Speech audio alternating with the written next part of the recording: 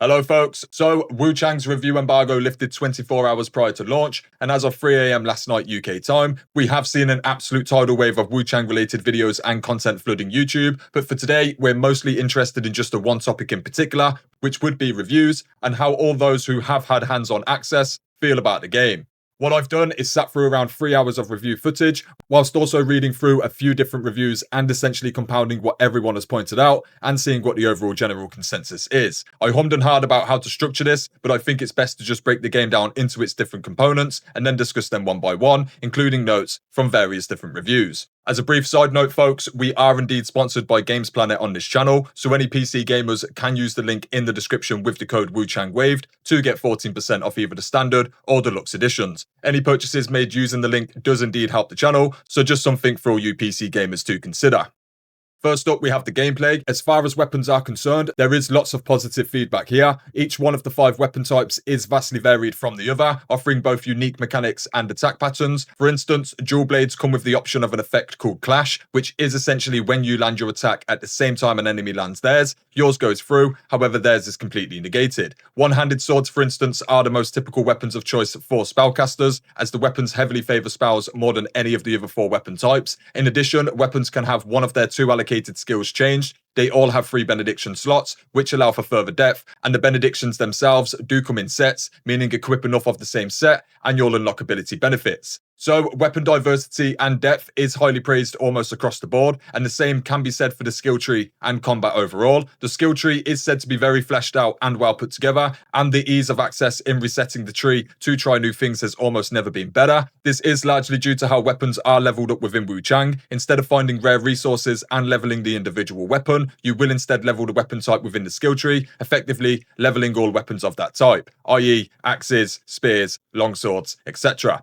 These aspects have been praised by almost all reviews, and Fighting Cowboy himself even went as far as to say that the skill tree's respecking mechanics and the skill tree's overall function is the best he's ever seen. There are, however, some slight drawbacks regarding combat, which is to be more expected given the nature of how broad it can be. For the most part, it's largely regarded as being very solid, with some slight issues around pacing and balancing. A lot of these reviewers remarked on how combat felt better in New Game Plus, due to having a lot more options available, and understanding the game's combat mechanics much more at that point, suggesting there may be a somewhat steep or long learning curve for some. But a lot of the reviewers also remark on the overall combat becoming quite easy within the overarching conversation of Souls-like difficulty. It's apparently no walk in the park, but some builds do offer way more bang for their buck than others, and due to balancing, some portions of the game can be made very trivial if you're intentionally built to optimize on damage.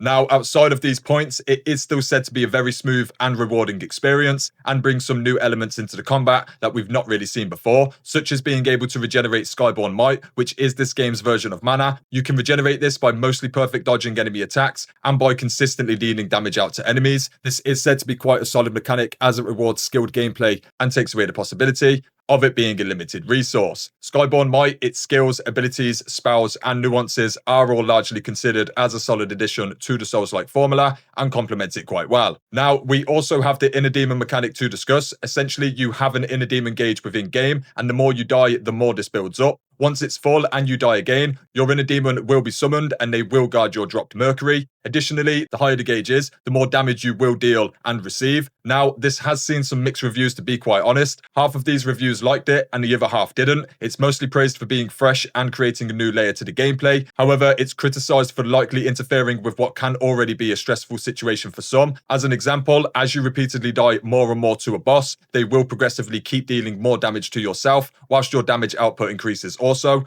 making boss fights inconsistent in the long run. However, it is said to not be as big of an issue as it may sound. Regardless, I feel this mechanic may be largely subjective, and folks will either like it or not. Finally, we have the discussion of bosses, but in regards to them being unique and their general design, some of the early bosses are said to be a little bit samey, maybe due to the simpler mechanics, but a handful of the later bosses have lots more depth and are said to be quite rewarding to fight and overcome. To be honest, there wasn't all that much said or shown here, outside of what you'd expect for good boss design. It's nothing special, but it's certainly not lackluster either. However, not much was really said about the very end game bosses or the final boss, so I would say the jury should still be out for us all until we actually get hands-on with all of the bosses. Overall, the gameplay and all of its mechanics are largely regarded as some of Wuchang's strongest elements, trying new things and mostly sticking the landing with them all, which is quite impressive. given how many times this formula has been attempted. It's still not without a few issues here and there, however, but forgivable given it's a debut title that does succeed in doing a lot right within this area. Moving on, we have the world design. Now, to start us off, I've been excited to say that the level design is largely regarded as being very, very well done. The interconnectivity, multiple different branching pathways, shortcuts, secrets, and overall level of layered and rewarding exploration is said to be some of the best we've ever seen. And indeed, very much likened to Dark Souls 1, as the devs stated they were heavily influenced by.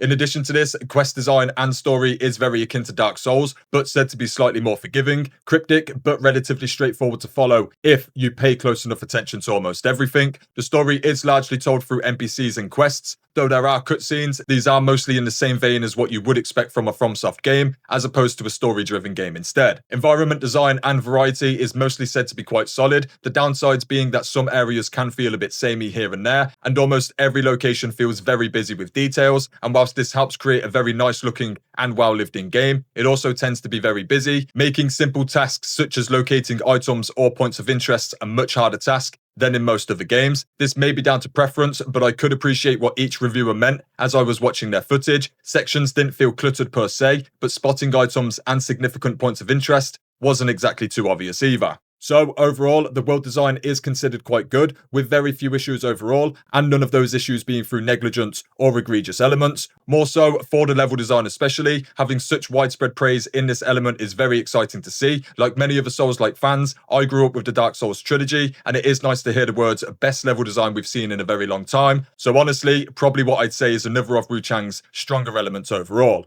Moving on to graphics and audio. For the most part, PC performance seems spot on, and I've seen almost no feedback within this regard. Things are still a little bit uncertain for console. I'm unsure on PlayStation 5. However, I was able to find a review video for Wuchang on the Series S especially, and in a nutshell, the graphics are okay/goodish, but the frame rate is insane, said to be able to reach up to 120 frames per second, which would suggest that anyone on the PS5 Pro or Xbox Series X shouldn't have any issues, but we will just have to wait and see. As for the actual graphics, it's said to look relatively good, nothing to write home about, but certainly nothing to complain about either, and I do very much agree. Whilst not leaning in any particular art design direction, like Wukong or Kazan for instance, Wuchang sticks to something a lot more grounded, and I think it's easy to see that it does this job just fine. As for the audio and sound design, it's largely said to do the job quite well, but is rarely anything to write home about, having one or two standout moments or tracks, but overall it's mostly said to just get the job done. Whilst a fair few of the reviews did remark on the voice acting being quite top notch, which was very nice to hear. Voice acting can go a long way, especially when so much lore and exposition is riddled throughout the dialogue, so I personally was very happy to hear this.